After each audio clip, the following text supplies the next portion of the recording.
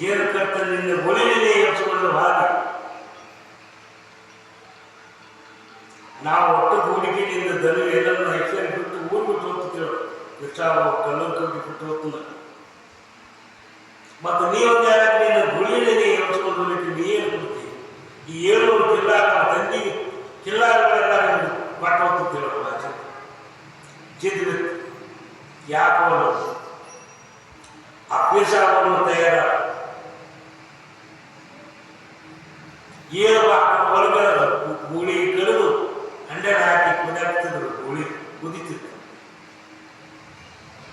ನಾ ಮಾಡಿದೆಲ್ಲ ಸತ್ಯ ನಿಷ್ಠೆ ಇಚ್ಛೆ ವಿನಮ್ರ ನಿನ್ನ ಶಿವಾನ ತಂಗಿದ ಮಾಡಿದ್ರಂದ್ರೆ ನನ್ನ ಗೂಳಿ ಸೈದ್ರೆ ಹೇಳ ಹಂಡೆ ಕುದಿಯಾಕ ಶಕ್ತಿ ಹೇಳ ನಾ ಮಾಡಿದ ಭಕ್ತಿ ಗುರುವನ್ನ ಭಕ್ತಿ ತಾಯಿ ಭಕ್ತಿ ತಂದೆ ಭಕ್ತಿ ಮಾಡುವುದಂತ 3 ತಾಯಿ ತಂದೆ ಗುರುವಿನ ಭಕ್ತಿ ಮಾಡಿದ್ರೆ ಕೂಲಿ ಅಂತ ತಂದು ತಂದೆ ಗುರುವಿಂದ ತಾಯಿ ಮಾಡಿ ಹುಡುಗನ ಬಂದತ್ತ ಬಂಡಬಹುದು.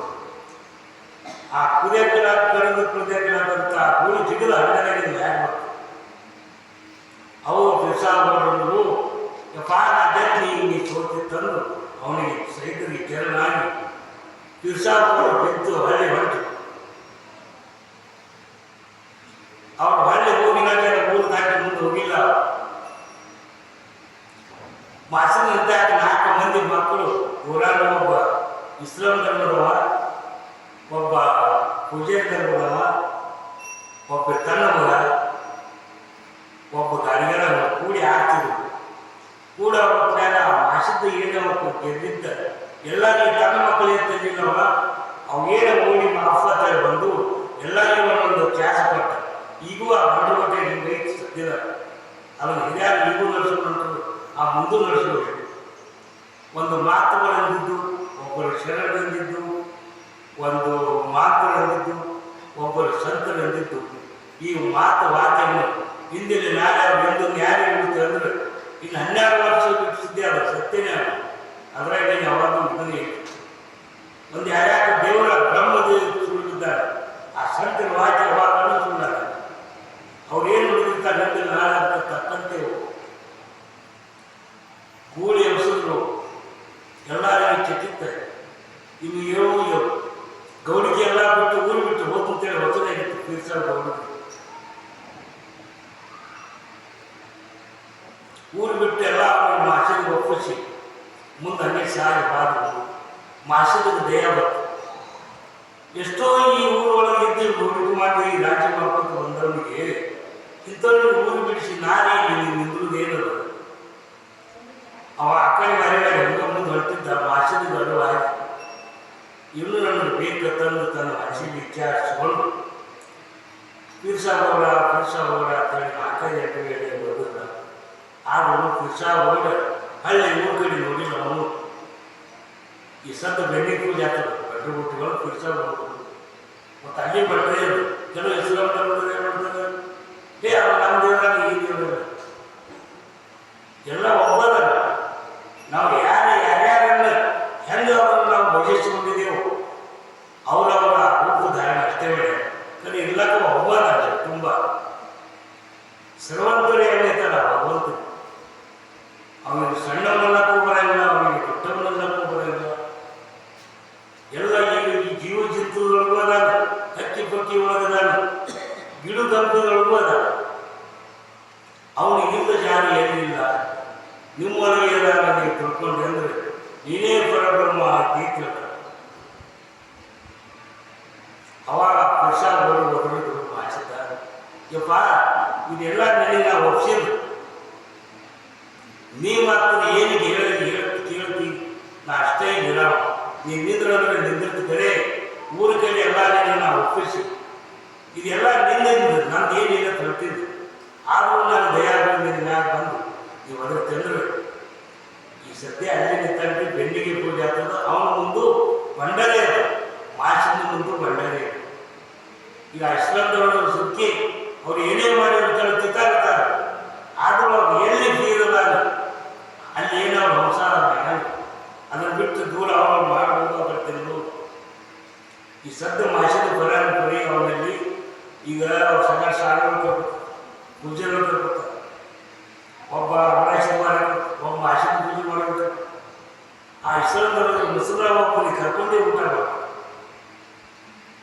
ಪರಂಪರೆ ಯಾರು ಬಂದರೂ ಆಚಿದ್ದ ಕೂನಿಟ್ಟಾರೆ.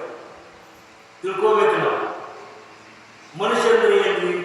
ಮಾನವ ಜಾತಿ, ಮಾನವ ಧರ್ಮದ ತಂದೆ. ಇಂಥ ನಮ್ಮ ಭಾರತದಂಥ ದೇಶ, ಇಂಥ ಅನ್ನ, ಇಂಥ ನೀರು, ಇಷ್ಟಿತ್ತ ರಾಜ್ಯದಲ್ಲಿರ್ಬೋದು, ಬೇಡಿಕೊಂಡಾಗಿರ್ಬೋದು, ಇಂಥ ಸಂತರು, ಶರಣರು, ಸತ್ಪುರುಷರು, ಮಹಾತ್ಮರು, ಗುರು ಹಿರಿಯರು ನಿಮಗೆ ಈ ಭಾರತ ಬಿಟ್ಟು ಎಲ್ಲಿ ಹೋಗಲಿಲ್ಲ. ಈ ಭಾರತ ಭೂಮಿ ಒಳಗೆ ಎಲ್ಲ ಅದ. ದೇವಾಲಯಗಳು ಇಲ್ಲೇ ಅದ, ಸಂತರು ಇಲ್ಲೇ ಅದ, ಶರಣರು ಇಲ್ಲೇ ಅದ. ಇದು ನೀವು ತಿಳ್ಕೊಂಡಾಗ ಮಾನವ ಜನ್ಮ ಸಫಲತ್ತ ಆಗ್ತದೆ. ಒಬ್ಬರ ಥರ ಸನ್ಯಾಸಿಗಿಂತಲೂ ಪ್ರಪಂಚಕ್ಕೆ ಮಾನವನಿಗೆ ದೇವರು ಹೊಡಿತಾರೆ. ಸನ್ಯಾಸಿ ಮಾತ್ರ ಹೊಳೆಯಲ್ಲ. ನಿಮಗೊಂದು ಧ್ಯಾನದಾಗ ಇರಬೇಕು. ಯಾರು ಶರಣರಾಗ್ಯಾರೋ, ಯಾರು ಸಾಧು ಸಂತರಾಗ್ಯಾರೋ, ಯಾರು ಕೈ ತೊಟ್ಟಾರೋ ಅವರಿಗೆ ಮೋಕ್ಷ ಇಲ್ಲ ಆಗ್ತದೆ ಸಿದ್ಧಾಂತ.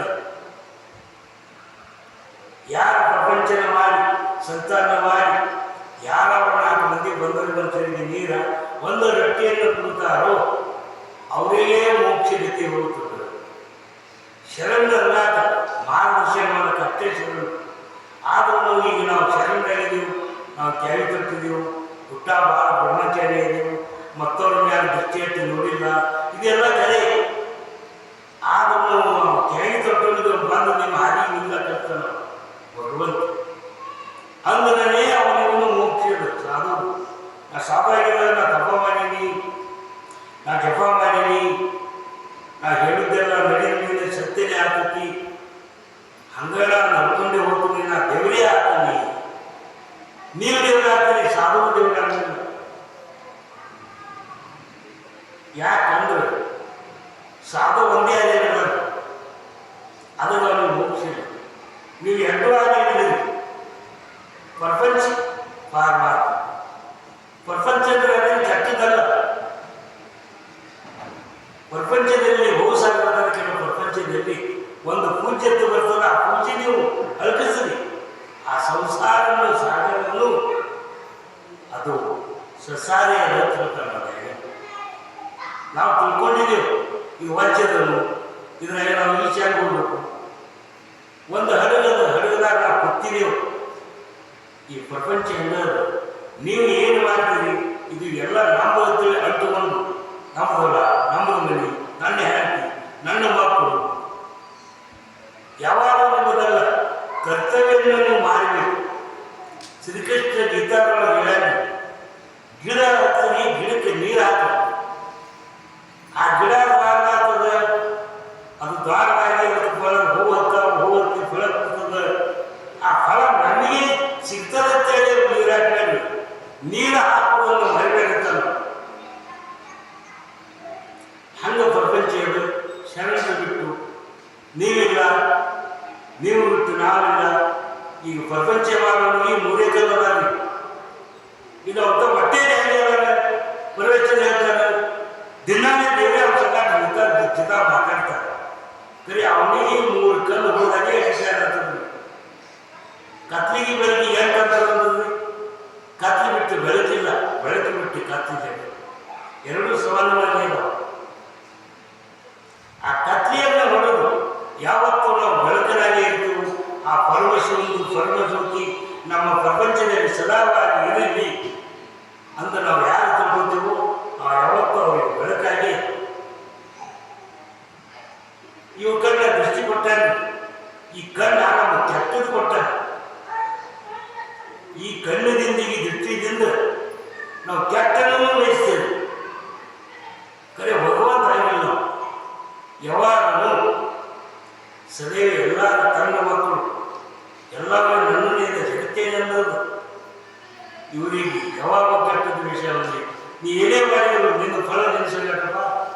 ನನ್ನ ಸಾನ್ನಿಧ್ಯವಾಗಿ ಬಂದಿದೆ, ನಿನಗೆ ಆಶೀರ್ವಾದ ಕೊಡು. ಈ ದತ್ತ ಮಾರ್ಗದ ಮುಂದೆ 4 ನಾಯಿಗಳದ ಉಳಿಕಿದ ಯಾರಿಗೆ ಇಟ್ಕೋಬೇಕ್ರಿ ಭಗವಂತ. ಅವ 4 ನಾಯಿನೇ ಇಟ್ಕೊಂಡ.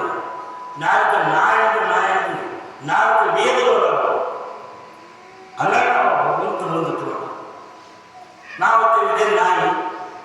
ಈ ಸುಖಿ ಆ ದತ್ತ ದರ್ಶನ ಕೊಡಬೇಕಂದ್ರೆ ನಾಯಿ ರೂಪದಲ್ಲಿ ಕೊಡ್ತಾರೆ. ಖರೆ ಆ ದೃಷ್ಟಿ ನಮ್ಮಲ್ಲಿ ಬರಬೇಕು. ಸಮದೃಷ್ಟಿ ಸಮಭಾವ ದೃಷ್ಟಿ ಇರ್ತಾರೆ. ಎಲ್ಲರೂ ಅಕ್ಕ ತಂಗಿಯರ ಗುರು ತಂದೆ ತಾಯಿ ಯಾವಾಗ ನೋಡಿದ್ರು ನೀ ಮನೆಗಿದ್ರೆ, ನೀ ಕೂತಿದ್ರೆ, ಎಲ್ಲಿ ನೀ ತಿರುಗಾಡ್ತಿದ್ರೆ, ನೀ ಎಲ್ಲೇ ಕಾಯಕ ಮಾಡ್ಕೊತಿದ್ರೇನು, ನಿನ್ನ ದೃಷ್ಟಿಯಲ್ಲಿ ಎಲ್ಲರೂ ಸಮಮಾನೇ ಕಾಣಬೇಕು. ಅವ ಮೋಕ್ಷ ಹೋಗ್ತಾರೆ, ಸದ್ಗತಿ ಹೋಗ್ತಾರೆ, ಅಧೋಗತಿ ಹೋಗಬೇಕು. ಹಂಗೆ ಎಲ್ಲರೂ ನಾವು ಒಂದು ಗುರಿನ ಮಕ್ಕಳೇ ಹಾದಿಗಳ ಬೇರೆ ಬೇರೆ ಇರಬೇಕು. ಹೋಗಿ ನಾವು ಎಲ್ಲರೂ ಕೊಡುವುದು ಸಂಗಮಕ್ಕೆ ಕೊಡುವುದು. ಈ ಸಮುದ್ರದಲ್ಲಿ ಹಣಿಗೆ ಹಣಿ ಹಳ್ಳಾಗಿದೆ, ಹಳ್ಳ ಕೂಲಿ ಹೊಳೆಗಿದೆ, ಹೊಳೆ ಹೊಳೆ ಕೂಡಿ ಸಮುದ್ರಕ್ಕೆ. ಕರೆ ಸಮುದ್ರವಾಗಿ ತೆರೆ ಬರ್ತಾವೆ, ಹೊಳೆಗೆ ತೆರೆ ಬರಲ್ಲ. ಈಗ ನಾವು ಏನು ಮಾಡಬೇಕಂದ್ರೆ ಆ ಸಮುದ್ರದಾಗ ಜಳಕ ಮಾಡಬೇಕು. ಆ ಸಮುದ್ರದ ಜಳಕ ಮಾಡಬೇಕೇ ಪ್ರಪಂಚ. ಕರೆ ಅದರ ಸಮುದ್ರದಾಗ ನಾಲ್ಕು ಬರ್ತಾವು, ಅದೊಂದು ತೆರೆ ನಿಂದಿರಲಿ ಅನ್ನೋದ್ರಲ್ಲಿ ನಾವು ಜಳಕ ಮಾಡಿ ಬಿಡ್ತೇವೆ, ಸಾಧ್ಯ ಆಗಲ್ಲ. ಆ ತೆರೆ ಬೆಟ್ಟ ತಿಳ್ಕೊತೆ ನಾವು ಜಳಕ ಮಾಡಿ ಹೊರಗೆ ಬಂದೇವಂದ್ರೆ ನಾವು ಮೋಕ್ಷ ಗತಿ. ಅದೊಂದು ತೆರೆ ನಿಂದಿರಲಿ, ಆ ತೆರೆ ನಿಂದ್ರೆ ನಾವು ಜಳಕ ಮಾಡಿ ಸಮುದ್ರ ತೆರೆ ಏನು ನಿಂದಿರಬೇಕು, ಹಂಗೆ ಬರೋದಿಲ್ಲ.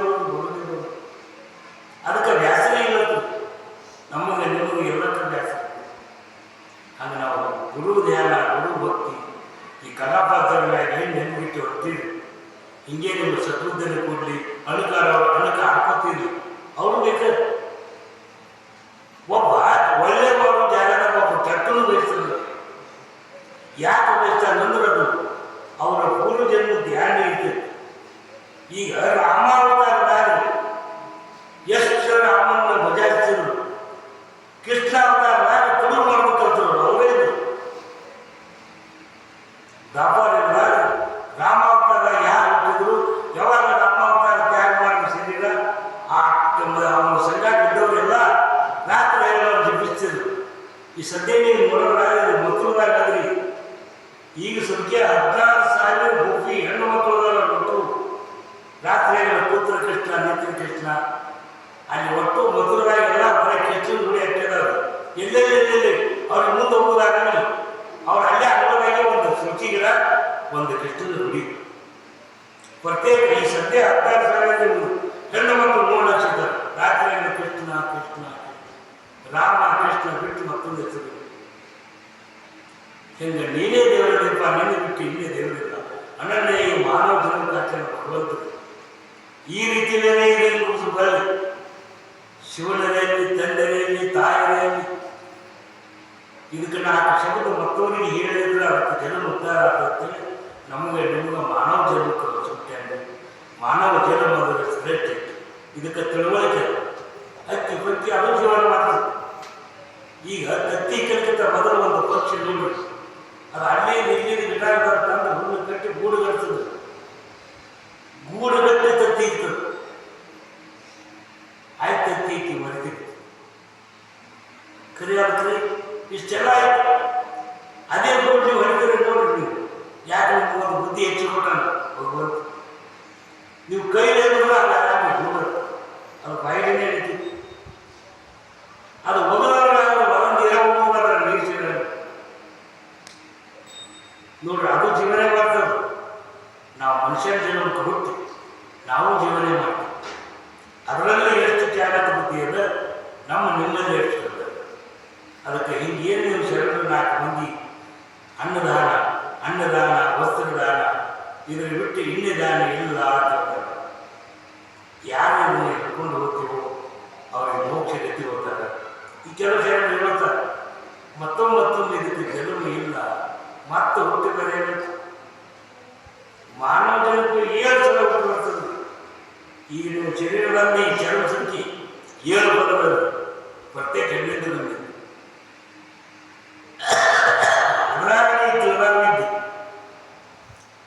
ನೀ 3 ಜನಕ್ಕೆ ತಿಳ್ಕೊಂಡು ನೀವು ಭಗವಂತನಲ್ಲಿ ಸಾನ್ನಿಧ್ಯದಾಗ ಸೇರಬಹುದು. ಕೆಲವು ಸಂತ ಹೇಳ್ತಾರೆ ಇದು ಶಿವಟ್ಟು ಜನ್ಮ, ಎಲ್ಲ